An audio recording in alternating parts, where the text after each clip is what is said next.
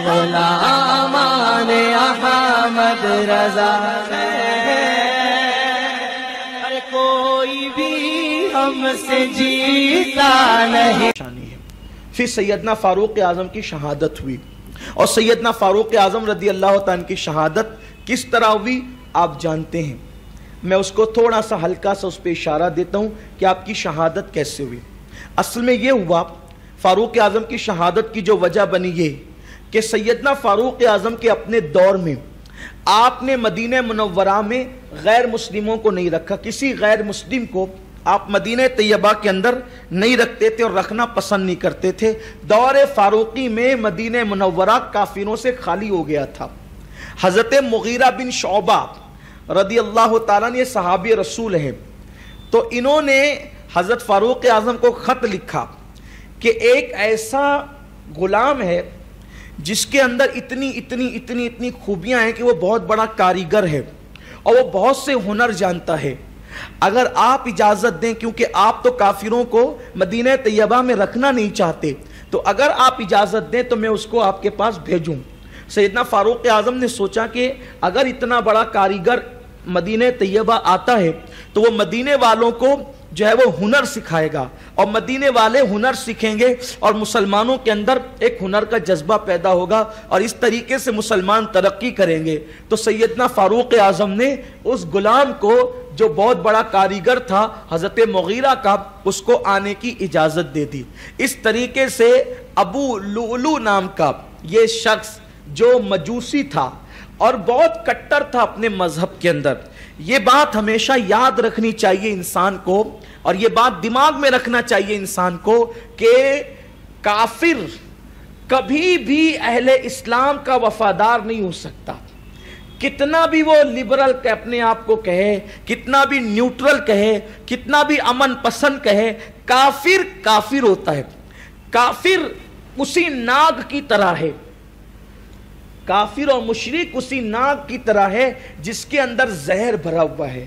ناگ بہرحال ڈسے گا، ایسے ہی کافر اہل ایمان کو ہمیشہ نقصان پہنچائے گا. سیدنا فاروق اعظم نے ایک نیک مقصد کی خاطر اس کو مدینہ منورہ میں انٹری دی، اور ابو لؤلؤ نام کا وہ نوجوان جب مدینہ طیبہ میں آیا تو مسلمانوں کے خوبصورت بچوں کو دیکھتا تو اندر سے جلتا وہ، اور جو ہے وہ ان کے سروں پہ ہاتھ رکھ کے روتا اور کہتا کہ مسلمانوں کے بچے اتنے خوبصورت ہیں، مسلمانوں کے بچے اتنے ذہین ہیں. اس طریقے کی باتیں کر کے وہ آپس دل کے اندر جو ہے وہ بہت کڑتا تھا. تو فاروق اعظم رضی اللہ تعالیٰ نے اس کو کہا کہ کچھ لوگوں کو سکھاؤ. تو جناب مغیرہ اس سے کچھ جو ہے وہ پیسے لیتے تھے کہ تو ہنر جانتا ہے، اتنا کماتا ہے، اتنا مجھے دیا کر کیونکہ تو غلام ہے. تو ایک دن وہ سیدنا فاروق اعظم کے پاس آیا، اور آنے کے بعد اس نے کہا کہ امیر المومنین، مغیرہ مجھ سے اتنی رقم لیتے ہیں، تو کیا ان کا یہ رقم لینا ظلم نہیں ہے؟ تو سیدنا فاروق اعظم نے فرمایا تم کتنا کما لیتے ہو؟ اس نے کہا میں اتنا کما لیتا ہوں. تو فاروق اعظم نے فرمایا کہ تم اتنا کما لیتے ہو تو اتنا تمہارے آقا کو دینا یہ کوئی ظلم نہیں ہے. تو وہ ناراض رہنے لگا اور غصے میں آ گیا. ایک دن فاروق اعظم نے اس کو کہا کہ میں نے سنا ہے کہ تم چکی بنانے کا ہنر جانتے ہو، تو کیا تم میرے لیے کوئی چکی بنا دو گے؟ تو اس نے کہا میں ایسی چکی بناؤں گا کہ رہتی دنیا تک کے لوگ یاد کریں گے کہ میں نے جو آپ کے لیے چکی بنائی ہے، اور 4 دانگ عالم میں اس چکی کا تذکرہ ہوگا. جب وہ چلا گیا، مولائے کائنات بھی موجود تھے اس محفل میں. تو سیدنا فاروق اعظم نے کہا علی، اس نے جو بات کی ہے اس کا مطلب کیا ہو سکتا ہے؟ تو مولائے کائنات کہتے ہیں امیر المومنین، اس نے آپ کو دھمکی دی ہے جان سے مارنے کی. پھر سیدنا فاروق اعظم، لیکن وہ عمر جس کے جلال سے لوگ ہیبت میں رہا کرتے تھے، فاروق اعظم کا جلال اسلام کے لیے تھا، شریعت کے لیے تھا، اللہ کے قانون کے لیے تھا، اپنی ذات کے لیے نہیں تھا. ایک غلام دھمکی دے کر چلا گیا مگر یہ آپ کا صبر تھا. ایسے میں آپ ان دنوں میں حج کے ایام آ گئے اور آپ حج کے لیے مکہ المکرمہ روانہ ہوئے. جب آپ حج سے واپس آنے لگے تو حج سے واپسی پر جو ہے آپ نے خواب دیکھا کہ ایک سرخ رنگ کا، لال رنگ کا مرغا ہے جس نے ناف کے درمیان آپ کو چند ٹھونگے ماری ہے. آپ وہ خواب دیکھ کر واپس آئے. حضرت اسماء بنت امیس، یہ اسماء بنت امیس کون ہے؟ یہ حضرت جعفر طیار کی جو ہے وہ بیوی رہ چکی ہے، ان کی بیوہ تھی حضرت اسما بنت امیس رضی اللہ تعالی عنہا، اور یہ حضرت عبداللہ ابن جعفر کی جو ہے وہ والدہ ہیں، یعنی اون و محمد جن کا کربلا میں جن کی شہادت ہوئی ہے یہ ان کی دادی ہوتی ہے، حضرت اسما بنت امیس۔ تو اس وقت مدینہ منورہ میں عورتوں میں خواب کی تعبیر کا علم سب سے زیادہ اللہ نے اسما بنت امیس کو عطا فرمایا تھا۔ تو جب یہ خواب حضرت اسما بنت امیس کے سامنے بیان کیا گیا کہ ایک لال رنگ کا مرغا ہے جو فاروق اعظم کی ناف کے نیچے ٹھونگے مار رہا ہے، تو سیدہ اسما بنت امیس نے فرمایا کہ اگر یہ خواب سچا ہے اور سچائی ہے تو چند دن کے بعد حضرت فاروق اعظم کی شہادت ہو جائے گی اور حضرت فاروق اعظم شہید ہو جائیں گے۔ اس طریقے سے یہ خواب جو ہے وہ آپ کو نظر آیا اور یہ خواب نے شہادت بتایا۔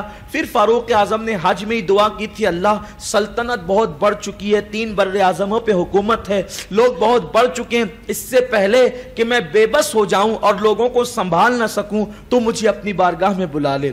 پھر اس کے بعد فاروق اعظم رضی اللہ تعالیٰ ایک دن جو ہے وہ آپ مسجد میں تشریف لے گئے نماز کے لیے، اور آپ کی عادت کریمہ تھی کہ جب آپ مسجد میں مصلی پر کھڑے ہوتے تو آپ یوں کہتے اقیموا صفوفکم، کہ سیدھے کھڑے ہو جاؤ، سووا صفوفکم، صفیں سیدھی کر لو، بلکہ آپ دیکھتے اگر کوئی نیچے آگے پیچھے ہوتا تو آپ اس کے پاس جا کر کے اس کو درست کرتے، کیونکہ صف سیدھی کرنے کا معاملہ یوں فرمایا گیا، اللہ کے رسول علیہ السلام فرماتے ہیں کہ جب تک میری امت صفیں سیدھی رکھے گی اس وقت تک امت کامیاب رہے گی، اور جب تک میری امت کی صفوں کے درمیان گیپ نہیں ہوگا، خلا نہیں ہوگا، اس وقت تک میری امت متحد رہے گی۔ اب تو لوگ صفوں کے اندر بھی کھڑے ہوتے ہیں تو ایک دوسرے کے فاصلے سے کھڑے ہوتے ہیں، جبکہ کاندھے سے کاندھا لگنا چاہیے، اتنے قریب ہونا چاہیے، کیونکہ اگر گیپ رہے گا تو شیطان وسوسے پیدا کرتا ہے، شیطان اختلاف پیدا کرتا ہے، تو فاروق اعظم اس کا بہت خیال کرتے تھے۔ اب یہاں ایک اہم بات، فاروق اعظم کو حضور کی بات پہ کتنا یقین تھا کہ جب تک میری امت صفوں کو متصل رکھے گی ان میں اختلاف نہیں ہوگا، تو فاروق اعظم نے امت کو متحد رکھنے کے لیے مسجد میں صفوں کو متحد رکھنے پہ کتنا زور دیا، اور جب تک کہ لوگ صفوں میں متحد رہتے تھے فاروق اعظم کے دور تک تو پھر امت یہ متحد رہی، اس امت میں اتحاد رہا۔ آج بھی ہم تو پہلی بات دائیں بائیں دیکھتے بھی نہیں ہے، ادھر اقامت بھی ادھر سیدھا شروع، جبکہ نماز پڑھانے والے کو چاہیے کہ وہ دیکھے، صفوں کا جائزہ لے اور اس کے بعد صفیں درست کروائے، لوگوں کو بھی چاہیے کہ صف درست کرے۔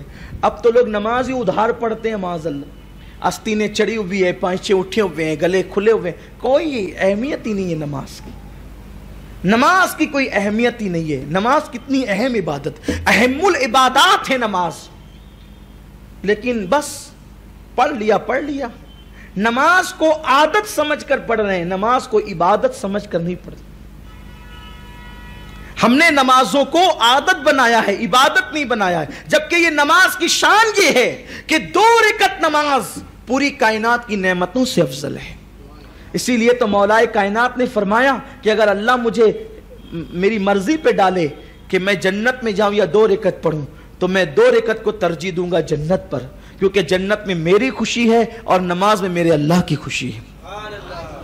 اس لیے میرے آقا صلی اللہ علیہ وسلم کے دیوانوں اپنی عادت بنائیں، صفیں درست رکھیں اور ایک دوسرے کے کندھے سے کندھا ملا کے کھڑے رہیں تاکہ اللہ آپ کے درمیان اتحاد رکھے۔ تو سیدنا فاروق اعظم رضی اللہ تعالیٰ لوگوں کے درمیان بھی چلے جاتے تھے اور کہتے تھے صفیں درست کرو، صحیح سے لگو۔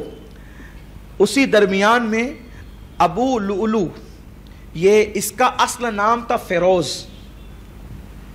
نام تھا، ابو لؤلؤ فیروز، یہ اس نے کھنجر بھی خود ہی بنایا تھا، 2 دھاری کھنجر، اور اس کو زہر میں بجھایا تھا، وہ خالصتاً سیدنا فاروق اعظم کے لیے اس نے بنایا تھا اور اس کو زہر میں بجھایا تھا۔ زہر میں اس لیے بجھایا تھا کہ اگر وار مضبوط بھی نہ ہو سکا تو ایسی صورت میں کم سے کم زہر تو کام کر جائے گا، اور اس نے سیدنا فاروق اعظم کے سر پہ، گردن پہ، سینے پہ اور ناف کے نیچے وار کیے۔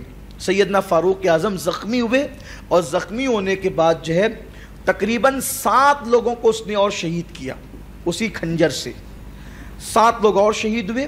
ایک شخص جو بہت ہوشیار تھے انہوں نے اپنی بڑی ٹوپی اس کے سر میں ڈال دی تو اس کی آنکھیں چھپ گئی. اب وہ دیکھ نہیں سکتا تھا, اس طرح سے اس کو پکڑ لیا گیا.